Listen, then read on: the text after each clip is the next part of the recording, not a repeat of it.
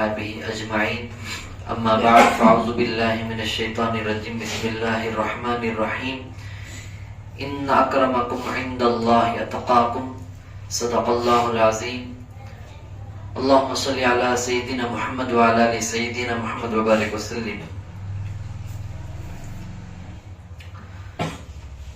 قرآن مجید کی سورہ حجرات کی آیت جو پڑھی گئی اس آیت میں سے یہ جملہ ان اکرمکم عند اللہ اتقاکم، بے شک اللہ کے یہاں تم میں سے عزت والا، بہت زیادہ عزت والا وہ ہے جو تم میں زیادہ پرہیزگار ہے.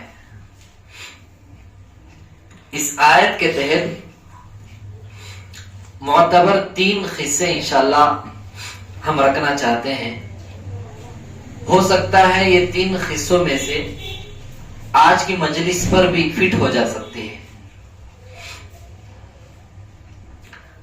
3 قصوں میں سے سب سے پہلا وہ قصہ جو میرے اور آپ کے آقا تاجدار مدینہ احمد مجتبی محمد مصطفیٰ صلی اللہ علیہ وسلم اور صحابہ کے درمیان پیش آیا. یہ واقعہ بخاری شریف اور مسلم شریف دونوں میں موجود ہے.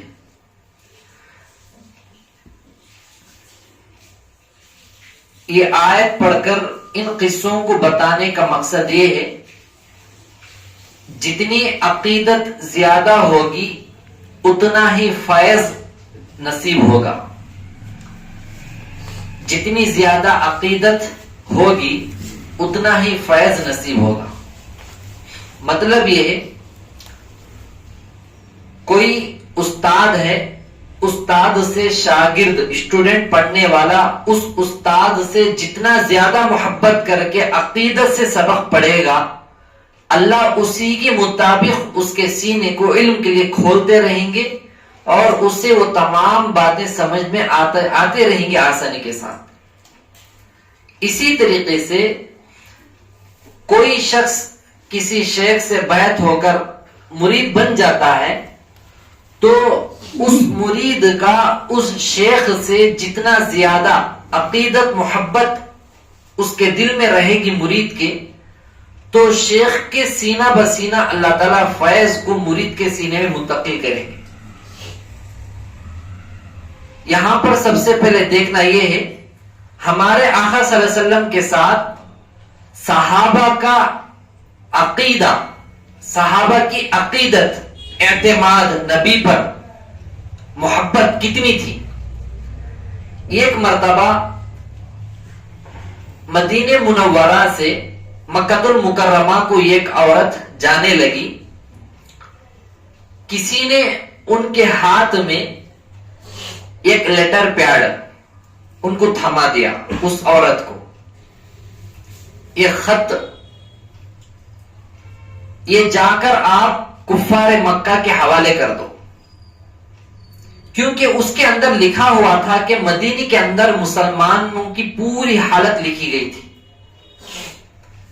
جیسا کہ اب کے دور میں دشمنان اسلام یہود و نصارہ RSS کے جیسا مسلمان جہاں زیادہ رہتے ہیں، ان کے کام جہاں اچھا ہوتے ہیں، جس آدمی کے پیچھے مسلمان زیادہ فالو ہوتے ہیں مسلمانوں میں سے، اسے کو ٹارگٹ بنا کر مکمل اس کا بایو ڈیٹا جو ہے دشمنوں کے حوالے کر دیا جاتا ہے، وہ رکھ کر اس کے پیچھے لگے رہتے ہیں. ایسے ہی کفار مکہ کے پاس اس عورت جانے لگی تو اسے مدینہ منورہ میں ایک شخص ان کے حوالے ایک لیٹر پیڈ خط کو دے دیا، یہ چھپا کر اب جا کر کفار مکہ کے حوالے کر دو. اب یہ خبر کسی کو معلوم نہیں ہے، صحابہ میں سے بھی کسی کو نہیں معلوم ہے. تو فوراً آقا صلی اللہ علیہ وسلم صحابہ کو بلائے.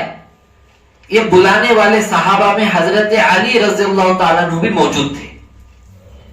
فرمایا ایک عورت مدینے سے مکہ ہجرت کر رہی ہے، جا رہی ہے جرنی میں، جاؤ اس کے پاس ایک خط ہے اسے لے کر آؤ واپس، ورنہ اس خط کے کفار کے ہاتھ میں پہنچ جائیں گے. وہ خط اگر پہنچ جائے گا تو مشکلات کا سامنا کرنا پڑے گا. اب صحابہ کو یہ نہیں معلوم تھا کہ وہ خط آخرکار کون دیا ہے، کیسے دیا ہے، کب دیا ہے، کیوں دیا ہے. لیکن نبی کے زبان مبارک سے جیسی بات نکلی، صحابہ گئے اس عورت کو پکڑ لیے. ظاہری طور پر پورے سامان کا جو چیکنگ جو ہوتا ہے مکمل طور پر چیک کیا گیا تو وہ لیٹر پیڈ نہیں ملا، خط نہیں ملا. تو اس عورت سے کہا دیکھو تمہارے پورے سامان ہمیں چیک کر چکے ہیں، آپ وہ جو پیپر ہے، جو ڈاک ہے، خط، اسے آپ ہمارے حوالے کر دو. اس عورت نے کہا نہیں، میرے پاس تو اب پورا چیک کر لیے، میرے پاس کچھ نہیں ہے. صحابہ ہی تھے. اس میں سے حضرت علی رضی اللہ تعالیٰ عنہ نے آگے بڑھ کر کہا خبردار، ظاہری طور پر ہمیں تیرے پورے سامان کا چیک اپ کر لیے ہیں، پوری جانکاری کر لیے ہیں، لیکن اس میں تو نہیں ملا ہے. تو جو ہے اس خط کو اپنے جسم کے اندر چھپا کے رکھی ہے، اور ہمارے کو بھیجنے والا نبی ہے، ہمارا نبی جھوٹ نہیں بول سکتا ہے. ہمارے کو یہ بھی نہیں معلوم ہے کہ نبی کو اس کی خبر کیسے ملی، لیکن نبی کی زبان سے جو نکل گئی بات، ہمیں اسے مانتے ہوئے تیرے پاس آئے، وہ خط دے دا. تو جب انہیں انکار کیا تو حضرت علی رضی اللہ تعالیٰ نے فرمایا اگر تو اب بھی انکار کرے گی تو تیرے کپڑے پھاڑ کر ہمیں اس خط کو لے سکتے ہیں، کیونکہ وہ جو ہے خط کو پوشیدہ اعضاء کے پاس چھپائی ہوئی تھی. تو اس کے اندر اللہ ڈر ڈال دیا تو فوراً نکال کر خط دے دی. وہ لے کر آپ صلی اللہ علیہ وسلم کی خدمت میں صحابہ آ گئے. تو اس واقعے سے ہمیں یہ سمجھنا ہے صحابہ کا ہمارے نبی سے کتنی عقیدت تھی. نبی بول دیے اس بارے میں، اے اللہ کے رسول آپ کو کب معلوم ہوا؟ تم نہ کون آپ کو بولے؟ کیا جبریل آپ کو بولے، یا اللہ تعالیٰ وحی نازل کر کے بولا، یا تمہارے کو کشف ہوا؟ یہ سوالات نہیں تھے. فوراً فرما دیا حکم، جو ہو گیا جا کر اسے تکمیل تک پہنچ کر کامیاب ہو کر آ گئے. تو اس چھوٹے سے قصے کو رکھ کر ہمیں یہی سبق لینا ہے، جس کے بارے میں ہماری محبت عقیدت جتنی ہوتی ہے، اللہ اس کے درمیان میں اتنا ہی مضبوط رشتہ پیدا کرتے ہیں، اتنی ہی مدد کرتے ہیں. اب اس کے بعد ایک دوسرے بزرگ کا قصہ لے لیجیے. حضرت علامہ عبد الوہاب شعرانی رحمت اللہ علیہ ایک بزرگ گزرے ہیں. انہوں حضرت جنید بغدادی رحمت اللہ علیہ کا قصہ لکھے ہیں. اس قصے سے ہمارے کو ایک سبق ملے گا. حضرت جنید بغدادی رحمت اللہ علیہ سفر کرتے کرتے کسی جگہ رکے. رکنے کے بعد تھوڑا آرام کریں گے، میں تھکا ہوا ہوں بول کر حضرت جنید بغدادی رحمت اللہ علیہ بیٹھ کر پیروں کو لمبا کیے تھکاوٹ دور کرنے کے لیے. جیسے حضرت جنید بغدادی رحمت اللہ علیہ پیروں کو لمبا کیا تو اور ایک صاحب دور بیٹھے تھے، انہوں بھی نعوذ باللہ حضرت کے پاس پھر کر انہوں پیروں کو لمبا کیے. تو جنید بغدادی رحمت اللہ علیہ اس بندے کو بہت دیر تک دیکھے، غور و فکر کیے، اس کے بعد فوراً اپنے پیروں کو فولڈ کر لیے. اب جیسے ہی حضرت جنید بغدادی رحمت اللہ علیہ اپنے پیروں کو موڑ لیے تو سامنے بے ادبی سے بیٹھنے والا شخص جو ہے پیروں کو لمبا کر کے، وہ شخص دیکھ کر اس نے بھی کیا کیا، میں بھی اپنے پیروں کو موڑ لوں. انہوں موڑ لیے، ایک تو لمبا کیے، انہوں لمبا کرے ہیں. تو جیسے انہیں اپنے پیروں کو موڑنے لگا تو اسی وقت اللہ کی پکڑ آئی، دونوں پیروں کو فالج لکھوا مار دیا، پیر سکڑ گئے. پیر سکڑ گئے. اس قصے سے معلوم یہ ہوتا ہے آدمی کے مقام کو ہمیں چکر میں نہیں رہنا ہے. انہیں کون سے مقام کو پہنچا ہے، انہیں ہوا میں اڑتا ہے تو ہی اس کے پاس ہمیں ادب سے بیٹھنا ہے. پانی میں چلنے والا ہے تو ہی اس کے پاس آواز سے نہیں بات کرنا ہے. اس کے پاس مجاٹی، مجمع، باڑی گڑھ یا کار ہے تو پیسے ہے تو جیسا سی ایم کے پاس ایم ایل اے کے پاس یہاں پوسٹ جیسا بڑھتی ہے انہیں اتنا ادب کرتا ہے، لیکن دین کے چیزوں میں جو ہے یہ نہیں دیکھا جاتا ہے۔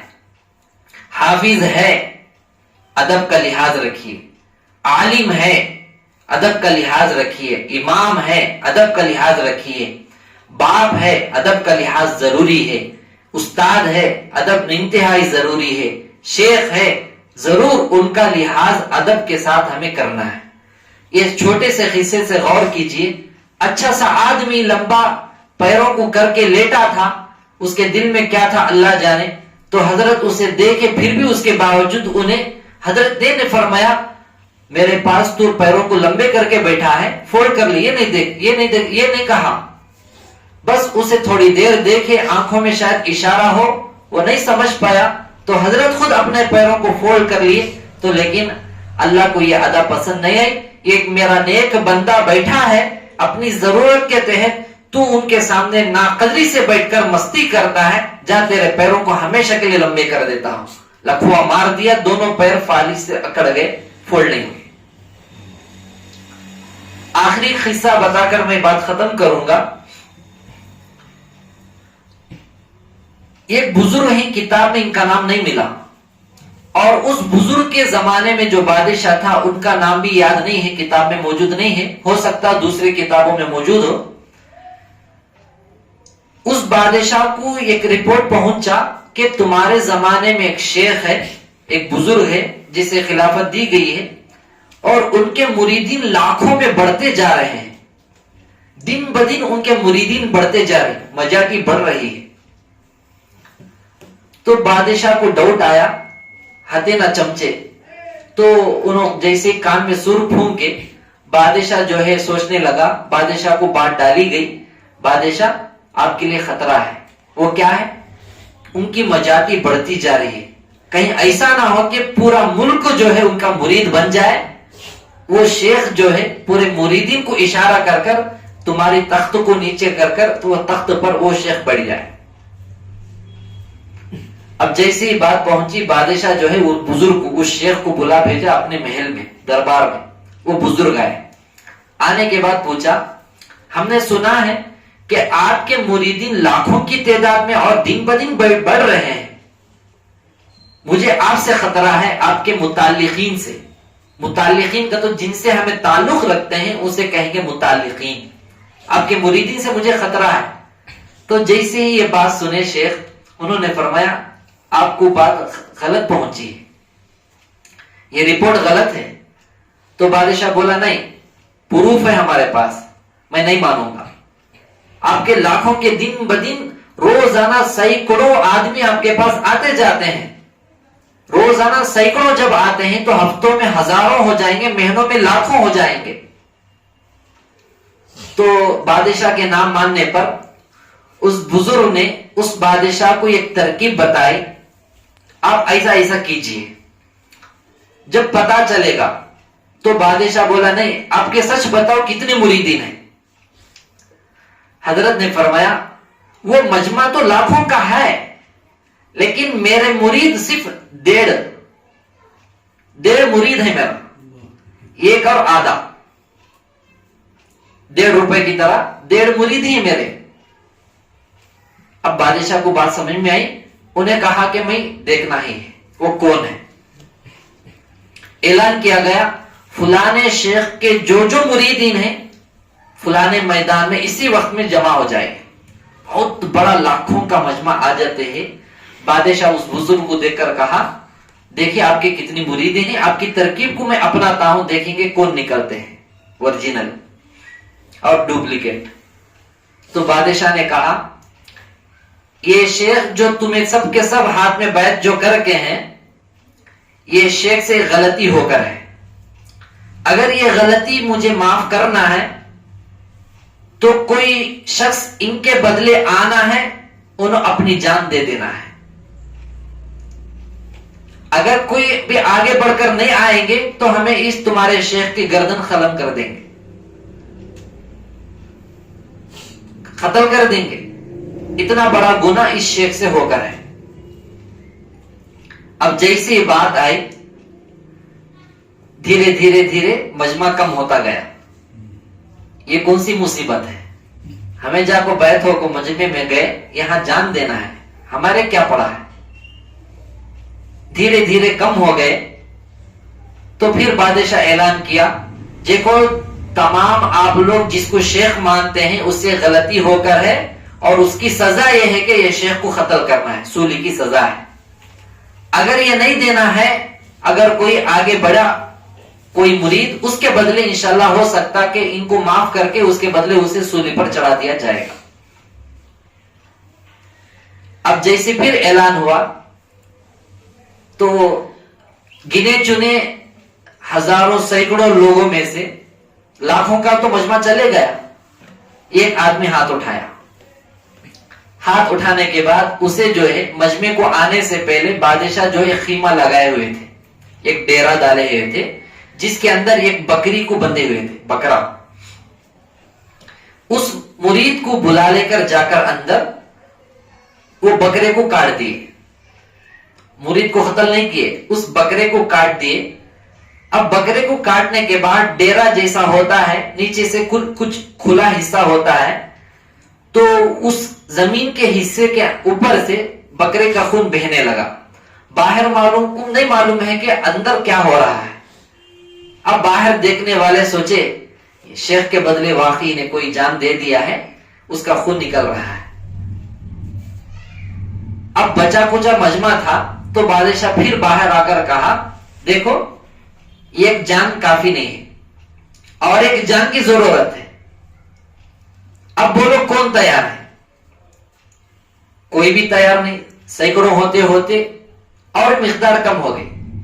پھر اعلان کیا, دیکھو ایک جان کے بدلے ہمیں اتنے بڑا کے لاکھوں کے مریدین کے شیخ کو ہمیں نہیں بخش دیں گے, اور ایک جان دینا پڑے گا. 2-3 بار اعلان ہونے کے بعد ایک عورت ہاتھ اٹھائی. ایک عورت ہاتھ اٹھانے کے بعد اب سارا مجمع, ایک تو خون نہیں دیکھا تھا, اس میں کتنا کہ مجمع کم ہو گیا. اب پھر خون دیکھنے کے بعد تو اور مجمع کم ہو گیا. واقعی یہاں تو آؤٹ ہونا ہے, ہمارے کیا پڑا ہے, بس ہمیں دعا لے لیے چلے گئے, شیخ جانو انہوں جانو اللہ جانو. اب یہاں پر کیا ہوا, جیسے وہ ہاتھ عورت اٹھائے تو باقی پورا مجمع بھاگ کر چلا گیا.